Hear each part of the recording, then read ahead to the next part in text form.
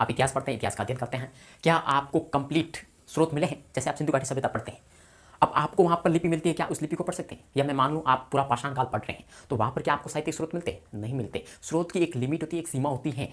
तो इतिहास में हमेशा सीमित स्रोत होंगे, ठीक है, ये ध्यान रखना।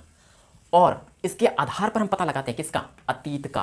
और अतीत की जो महत्वपूर्ण घटना है, जैसे सिंधु घाटी सभ्यता है, ये क्या अतीत की महत्वपूर्ण घटना है? इसका पता हम कैसे लगाते हैं? वर्तमान नजरिए से जानते हैं। वर्तमान नजरिए से कैसे?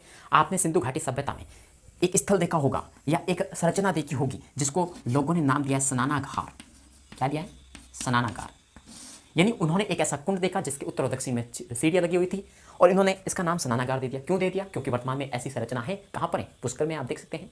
और उसका प्रयोग हम अनुष्ठानिक रूप से करते हैं। उसका प्रयोग किसमें करते हैं? अनुष्ठानिक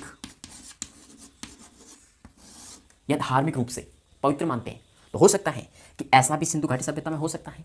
यानी हम उस अतीत को वर्तमान से जोड़ रहे हैं। आप देख सकते हैं हमने वर्तमान से जोड़ा।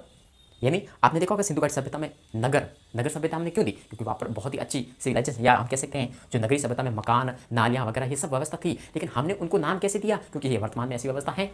यानी हम वर्तमान की तुलना करके, यानी हम जो अतीत है उसके अतीत की तुलना वर्तमान से करेंगे और वर्तमान से तुलना करके उस इतिहास का लेखन करेंगे। इसी को हम क्या कहते हैं? इतिहास कहते हैं। मेरे हिसाब से